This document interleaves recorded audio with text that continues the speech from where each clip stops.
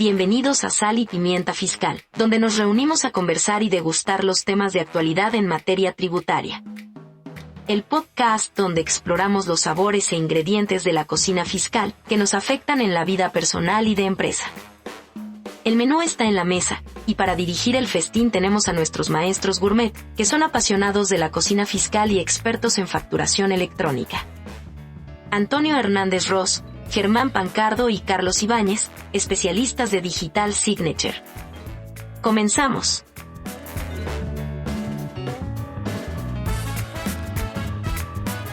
Hola, ¿qué tal, amigos? Estamos en la segunda emisión de nuestro podcast Sal y Pimienta Fiscal, patrocinado por la firma Digital Signature.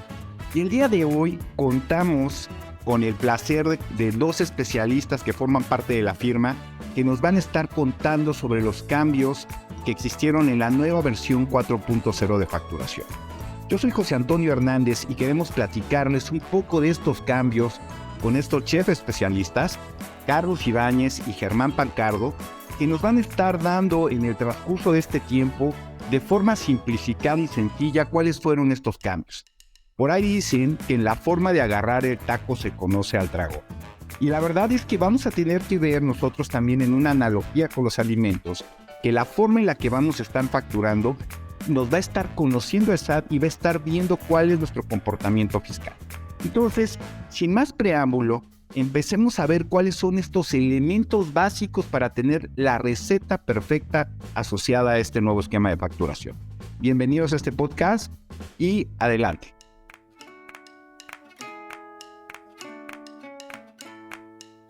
Muchas gracias. Pues bien, pues efectivamente tenemos ahora los cambios de una nueva versión del CFDI, la versión 4.0. Una versión nueva del CFDI implica cambios importantes, por eso es una nueva versión, cambios importantes al estándar, las reglas de validación o a la normatividad que regula este CFDI. De lo que podemos ver de la versión 4.0, dado que aquí no tenemos una exposición de motivos, o sea, tenemos que analizar los cambios que tienen para tratar de llegar a la conclusión de qué busca el SAT con estos cambios. Una de las cosas que podemos ver es que parecería ser que busca una mejora en la identificación de los contribuyentes que reciben facturas, con unos cambios que vamos a platicar más adelante que se están haciendo con el receptor, con validaciones del receptor del CFDI y su ubicación.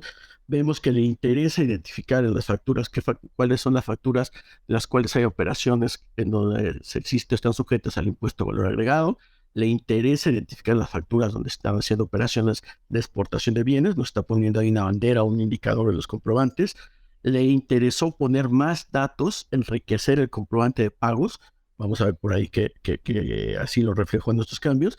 Y parece que le interesó ya actualizar por primera vez desde su publicación original al comprobante de retenciones e información de pagos, al cual ya le incluye algunas validaciones y lo acerca al esquema de validaciones de la 4.0 como versión del CFDI.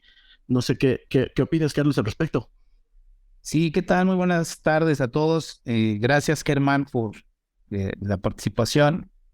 Mira, tratando de que nuestros escuchas logren identificar estos elementos básicos de la receta para poder preparar una buena factura 4.0, como bien lo comentas, es necesario tener claridad en el origen de estos ajustes que hace la autoridad fiscal.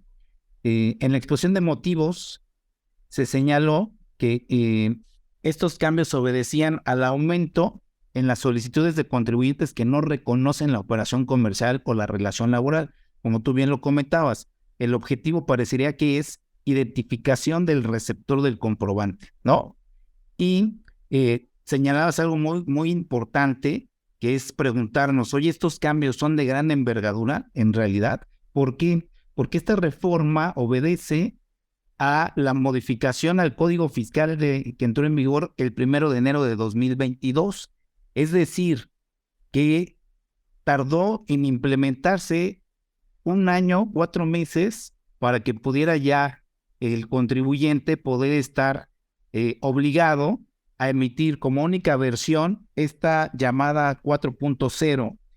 Creo que los cambios no son tan relevantes como lo sucedió en su momento cuando el SAT liberó la versión 3.3. Así es. Sin embargo, la complejidad que vemos es en esta obtención de información, ¿no, Germán?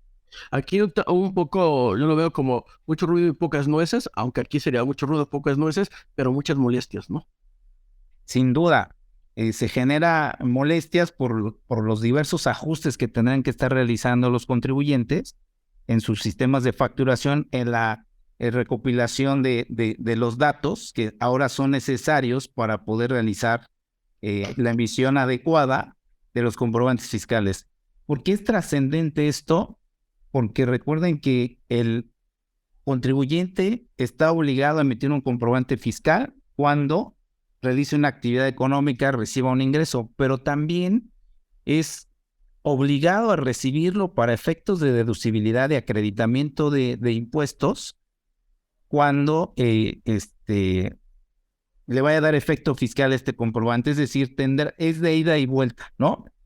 Claro. Tienes que estar al pendiente de los datos adecuados para emitirlo, así como los datos que te estarás proporcionando para la recepción. Y en esto creo que se han dado algunas malas prácticas por parte de los contribuyentes que ya abundaremos en la receta, en la parte de recomendaciones para que este guiso de la factura 4.0 pues pueda al menos estar comible, ¿no? Pues digo, ya entrando en materia, digamos, mordiéndole un poco la carne a la costilla, ¿qué cambios vemos, por ejemplo, en el comprobante de ingresos, tipo ingresos a factura de ingresos, qué cambios estamos viendo, Charlie? Mira, uno muy importante y relevante obedece a la identificación del receptor del comprobante, ¿no? En el nombre, domicilio y régimen fiscal de receptor y de emisor del comprobante fiscal. Para ello, nos dice la normatividad que es necesario que el nombre corresponda específicamente al dato que tiene el SAT registrado y el cual se puede constatar en la constancia de inscripción en el Registro Federal de Contribuyentes. Ese cambio es bien relevante porque si no se coloca el nombre tal cual aparece en esta constancia, no se va a permitir la emisión y el timbrado de estos comprobantes. Este ha sido uno de los requisitos que más ámpula ha levantado entre los contribuyentes, ¿no? Sí, parecería que este dato a la autoridad se le estuvo quemando el asado porque inclusive en una publicación muy reciente en la miscelánea, en la segunda resolución de modificaciones, por ejemplo, se amplía el poder utilizar la versión anterior del CFDI 3.3 en el caso de nómina. En el caso de nómina, se amplía la facilidad para poder estar emitiendo con la versión anterior hasta el 30 de junio de este año. ¿Por qué razón?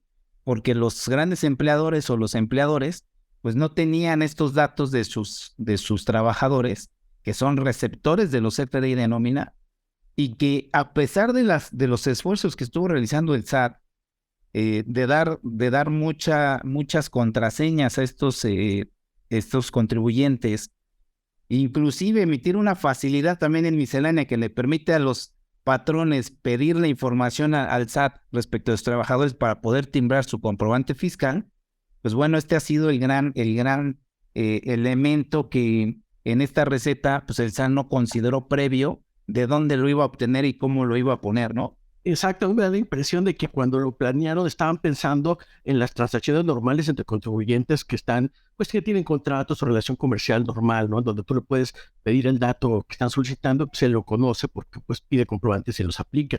Pero como me da la impresión de que no se les olvidó que había receptores que son asalariados y que ahí la dinámica es totalmente distinta, ¿no? Porque el trabajador asalariado pues no tiene tanto contacto con el SAT, no necesariamente sabe ni siquiera si está inscrito o no y cómo está inscrito, ¿no? Y creo que ahí de alguna manera como que se les pasó el aceite o se les pasó la sal y luego empezaron a aventarle papa como el bacalao para desalarlo ya que se había salido muy salado y ya lo demás, estas medidas que me dices me parece que eran como que ya de control de daños, ¿no? Oye, y ahí el punto es efectivamente la visión a la mejor de que todos los contribuyentes tienen esta capacidad tanto administrativa, tecnológica e inclusive de conocimientos fiscales para estar emitiendo este tipo de comprobantes. Digo, ya lo comentaban ustedes, en una versión 3.3, pues ya de por sí implicaba un ejercicio importante para facturar y además, pues un conocimiento que ya había venido de varios años. Ahora, ¿ustedes qué recomendaciones o qué aspectos a cuidar al contribuyente de a pie le podemos hacer énfasis para poder cuidar precisamente esta receta perfecta, querido chef? Sí, José Antonio, mira, lo primero es identificar claramente cuáles son estos cambios. Como lo comentamos, el primero es el nombre tal cual aparezca en las constancias, tanto de emisor como receptor.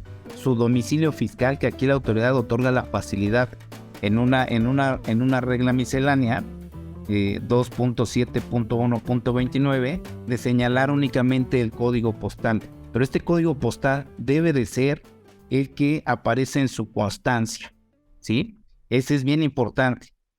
Tienen que pedirle a sus clientes su nombre tal cual se encuentra en la constancia, su domicilio fiscal, que es su código postal tal cual está en la constancia, y su régimen fiscal al cual querrán que se esté asociando este comprobante fiscal. Sí, yo diría que hay que establecer ya como práctica lo que dice Carlos. O sea, ya en las transacciones, digamos, del día a día hay que establecer esta situación. Desgraciadamente, es regresar un poco como a los 80s cuando teníamos nuestra cédula de identificación fiscal y las intercambiamos y andábamos cargando todas las impresiones de la cédula de identificación fiscal en mi cara. Creo que eso regresa en cierta forma con este asunto de las transacciones día a día. Y en las transacciones ya un poco más de relevancia, pues yo creo que habrá que ver si en los contratos vamos poniendo ahí en las cláusulas que pues es obligación del receptor del comprobante darnos estos datos oportunamente actualizados para que podamos expedir el comprobante correctamente y no ser nosotros responsables de que el comprobante no sea certificado, ¿no?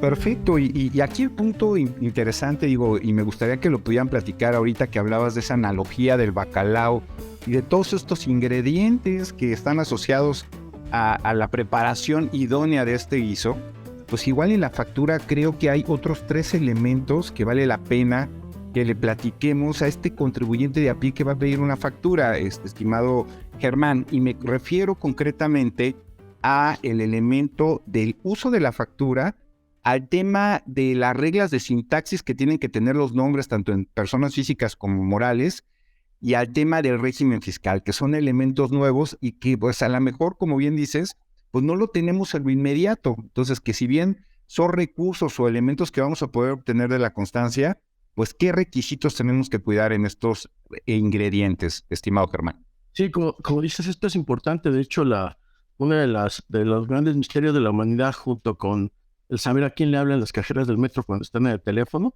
es saber para qué nos están pidiendo los datos del nombre del emisor de razón social y el régimen y el código postal del domicilio, cuando eso ya está en la base de datos del SAT, porque todos los contribuyentes están registrados. Digo, pero como bien dices, aparte de tener la constancia que platicábamos ahorita y de irla intercambiando cada vez que hacemos unas transacciones de esto, pues tenemos que tener cuidado en que se asiente por parte del emisor la información como ha establecido el SAT, es decir, todo se tiene que establecer en letras mayúsculas en el caso del nombre, denominación o razón social, y en el caso de personas morales, pues nos dice el SAT que a pesar de lo que diga la legislación mercantil, aquí tenemos que poner el nombre, denominación o razón social sin el régimen de capital. Es así como que una característica particular que tiene sus problemitas, a ver, no da tiempo de platicarlo ahora, porque de alguna manera se contrapone con los temas mercantiles que parece que no tuvieron en cuenta cuando determinaron esto.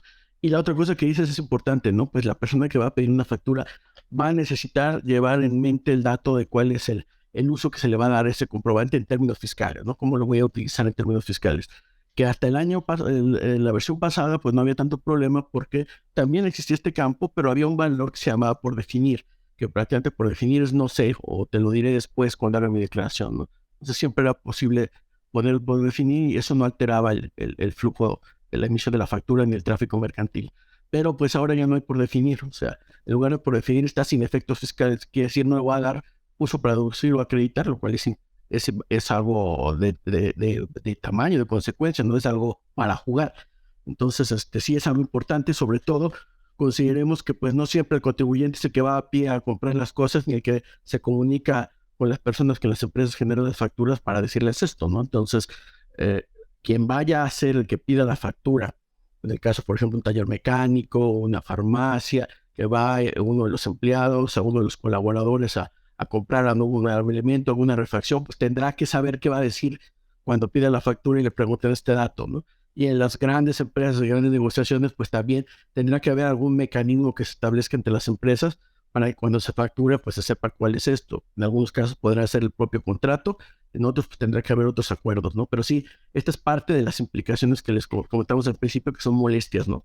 Molestias adicionales, y yo le llamo molestias por el tema que acabamos de platicar, de que estamos hablando de datos que ya tiene el SAT, ¿no? El SAT nos pide que le preguntemos cuál es la información que está en la base de datos, que nos la dé en un documento que se haga constancia, y luego se la repliquemos en la factura, ¿no? Entonces, costo-beneficio está complicado.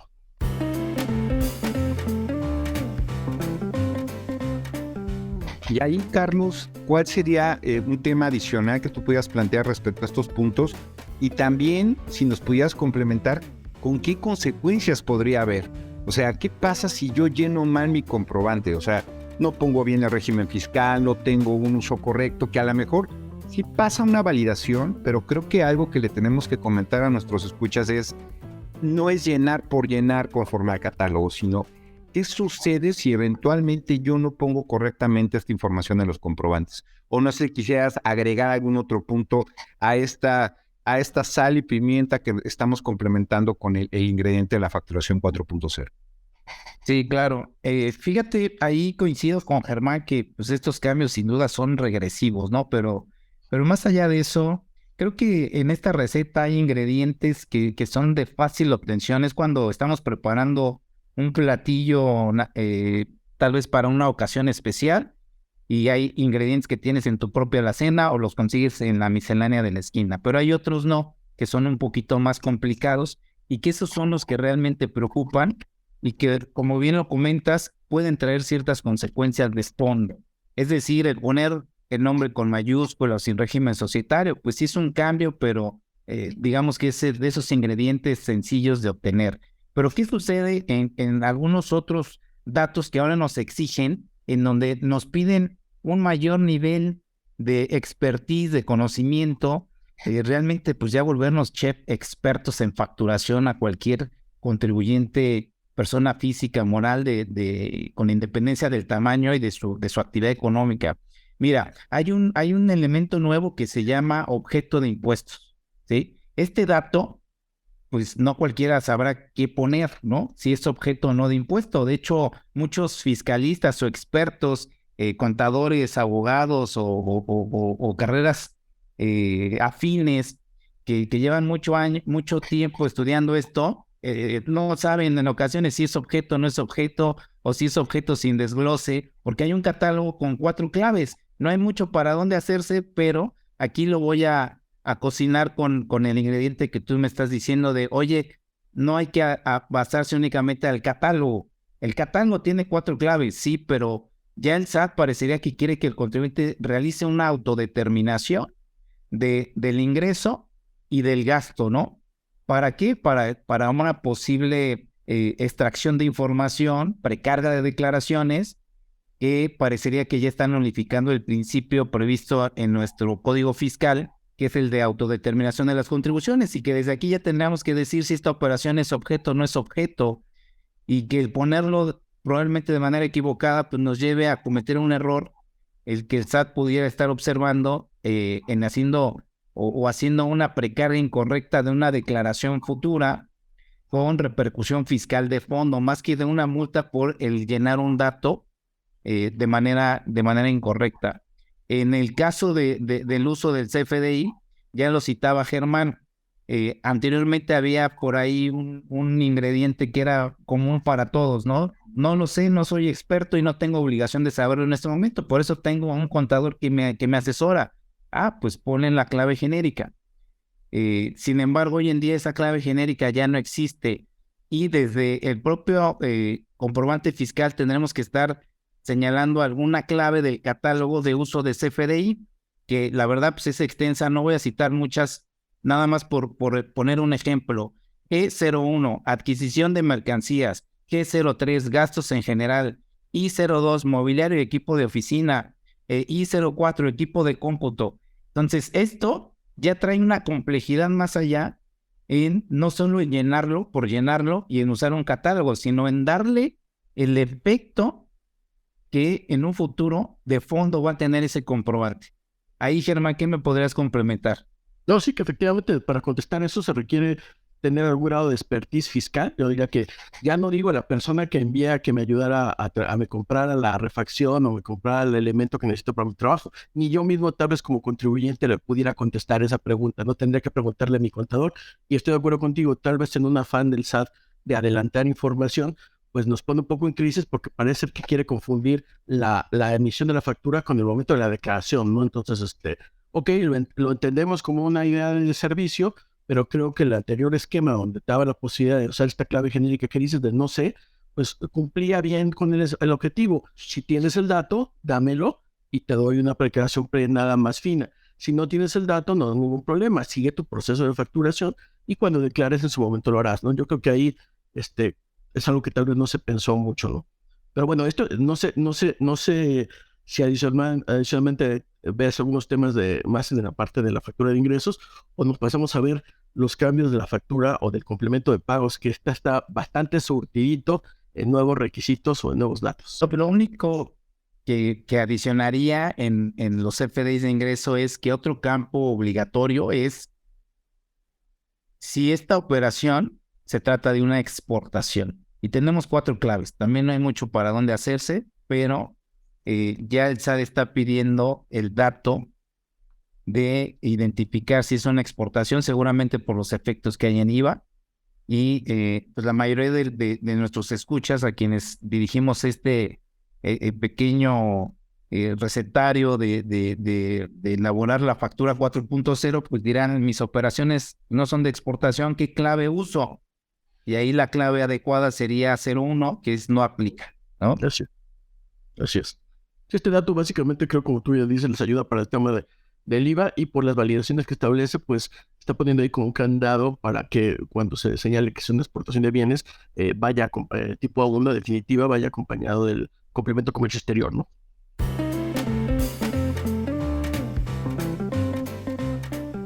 Perfecto. Y ahí en el tema de sanciones un poco lo que hablábamos, ¿no?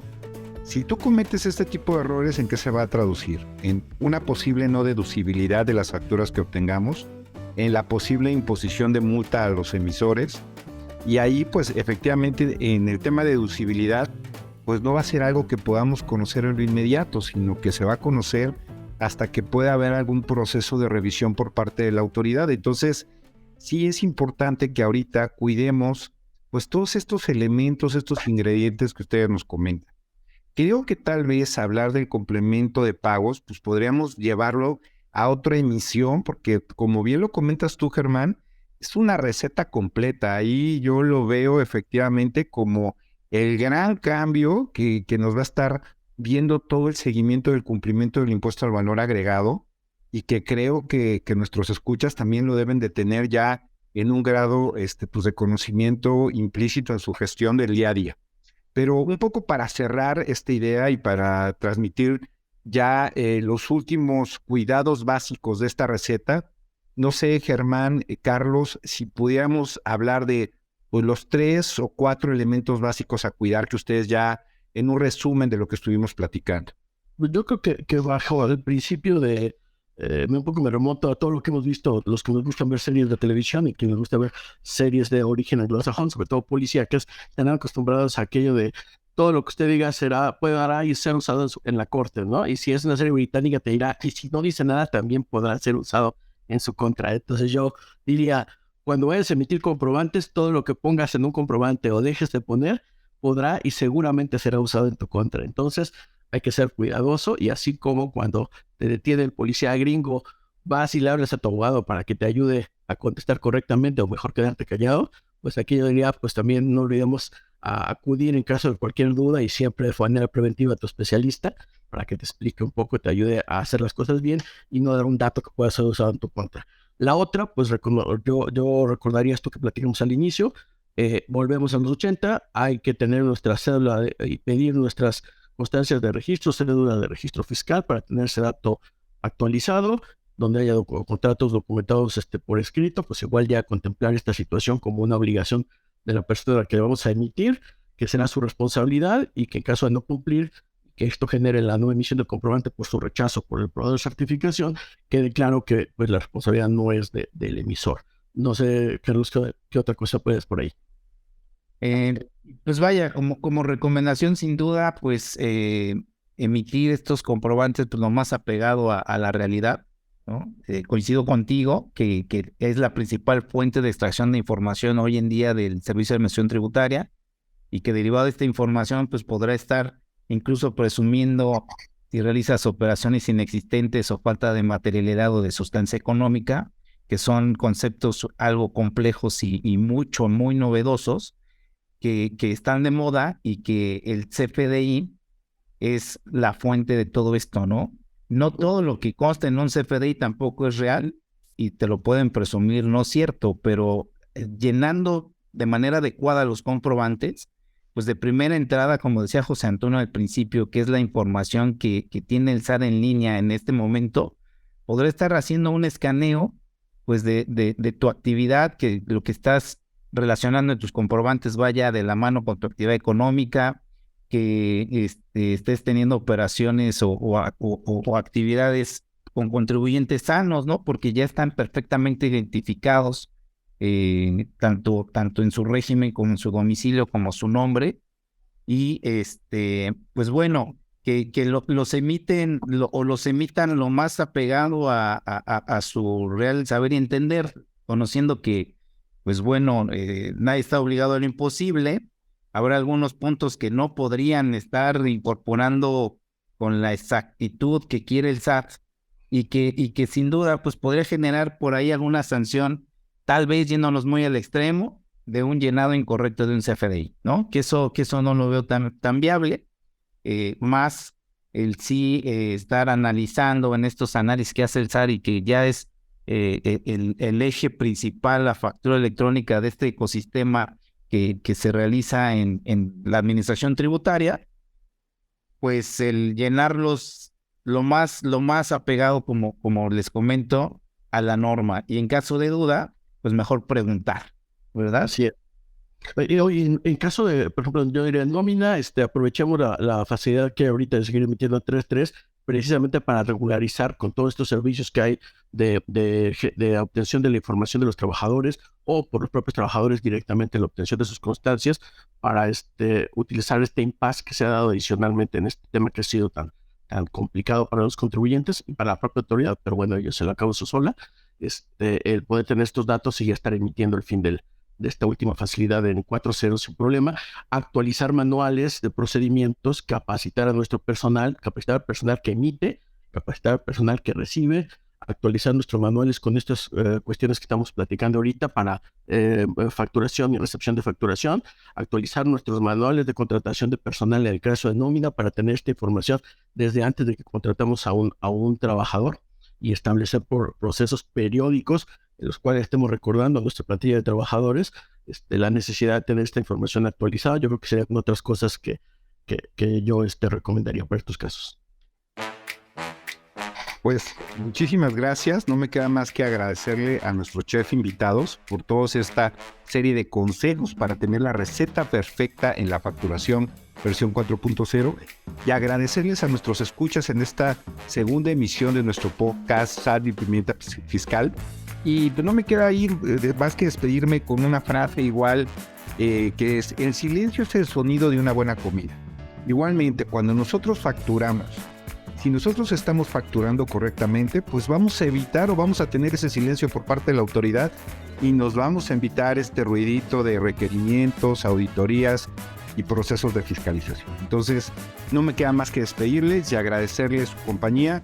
Nos vemos en la siguiente emisión. Muchas gracias. Hasta luego.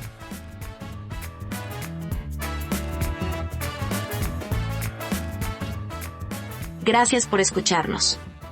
Esperamos que hayas disfrutado de nuestro programa de hoy, donde nuestros maestros gourmet nos brindaron un menú fiscal delicioso y lleno de información útil. No te pierdas la próxima emisión, donde seguiremos poniendo la sal y pimienta fiscal para conversar y degustar los temas de actualidad en materia tributaria. Esto fue Sal y Pimienta Fiscal. Una producción de Digital Signature.